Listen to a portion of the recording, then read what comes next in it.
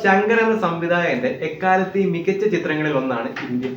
സമൂഹത്തിലെ അഴിമതികൾക്കെതിരെ പോരാടിയ സേനാപതിയെ അങ്ങനെ പെട്ടെന്ന് ആരും മറന്നു കാണാൻ വഴിയില്ല. ഇന്ന് വർഷങ്ങൾക്ക് ശേഷവും ഇന്ത്യയിൽ അതേ അവസ്ഥ തുടരുമ്പോൾ, അഴിമതിയും മറ്റ് സാമൂഹിക തിന്മകളും നിറഞ്ഞപ്പോൾ ശങ്കർ ഇന്ത്യനെ വീണ്ടും കൊണ്ടുവന്നു. പുത്തൻ അളവുകളാലും ആധുനിക സംവിധാനങ്ങളോടും ഏറെ അപ്ഡേറ്റഡ് ആയ ഇന്ത്യൻ താത്ത. ശങ്കർ ചിത്രം എപ്പോഴും ബ്രഹ്മാണ്ഡം എന്നാണ് അറിയപ്പെടുന്നത്. താത്തയുടെ രണ്ടാം വരവ് ഒരുപക്ഷെ ബ്രഹ്മാണ്ഡ തോൽവിയായി പോയി എന്ന് തന്നെ പറയേണ്ടി വരും.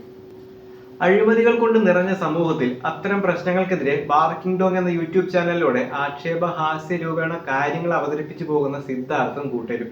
കാര്യങ്ങൾ അവരെ കൊണ്ട് മാത്രം താങ്ങില്ല എന്ന് മനസ്സിലാക്കുന്ന അവര് ഇതിനൊരു മാറ്റം ഉണ്ടാകണമെങ്കിൽ ഇന്ത്യൻ താത്ത തന്നെ വരണമെന്ന് മനസ്സിലാക്കുകയും കംബാക്ക് ഇന്ത്യൻ ഹാഷ്ടാഗ് ഇട്ടുകൊണ്ട് ഇന്ത്യനോട് മടങ്ങി വരണമെന്ന് പറയുന്നു. സോഷ്യൽ മീഡിയയിൽ അപ്ഡേറ്റഡ് ആയതുകൊണ്ട് തന്നെ ഇന്ത്യൻ എല്ലാം കാണുന്നുണ്ടായിരുന്നു. അതേസമയം ഇന്ത്യൻ തന്റെ ജോലി നേരത്തെ തുടങ്ങിയിരുന്നു എന്ന് തന്നെ പറയാം. പിന്നീട് ഇന്ത്യൻ താത്ത ഇന്ത്യൻ വരുന്നതും തുടർന്നുള്ള സംഭവങ്ങളൊക്കെയാണ് ചിത്രം പറഞ്ഞു പോകുന്നത്. ഇന്ത്യന്റെ ഇൻട്രോ തന്നെ കുറച്ച് വിശ്വാസയോഗ്യമായിരുന്നു. ചിത്രം കാണുമ്പോൾ മനസ്സിലാകും.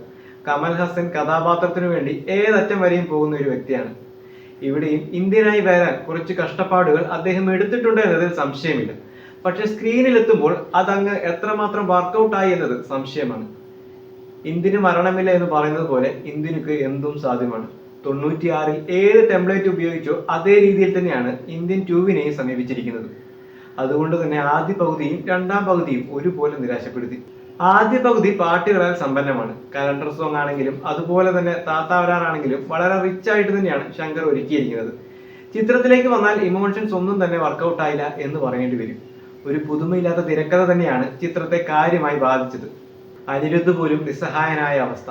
നല്ലൊരു പശ്ചാത്തല സംഗീതം പോലും ചിത്രത്തിന് പിന്തുണ നൽകാനില്ലായിരുന്നു. സീരിയസ് ആയി ചെയ്തു വെച്ച പല സീനുകളും തിയേറ്ററിൽ ചിരിയുണരുന്ന സാഹചര്യം വരെ കാര്യങ്ങളെത്തി.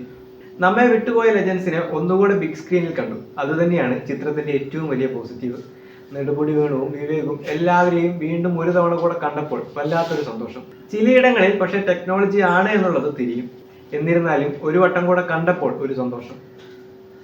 ഇന്ത്യനിൽ നെടുമുടി വേണുവിന് സാധിക്കാത്തത് ഇന്ത്യൻ 2വിൽ അദ്ദേഹത്തിന്റെ മകന് സാധിക്കണം. അത് ജീവിത ലക്ഷ്യമാക്കി ജീവിക്കുന്ന അദ്ദേഹത്തിന്റെ മകൻ. ചിത്രം ക്ലൈമാക്സിനോട് അടുക്കുമ്പോൾ താത്ത 30 വയസ്സുകാരനാകും. അത് തിയേറ്ററിൽ അനുഭവിച്ചറിയേണ്ടത് തന്നെയാണ്. ഒടുവിലായി ഒരു 6 പാക്ക് ഫൈറ്റും. സിനിമ മൊത്തത്തിൽ നിരാശയാണ് സമ്മാനിച്ചത്. മൂന്നാം ഭാഗത്തിന്റെ ട്രെയിലർ മാത്രമാണ് ഒന്ന് തൃപ്തികരമാണെന്ന് തോന്നിയത്.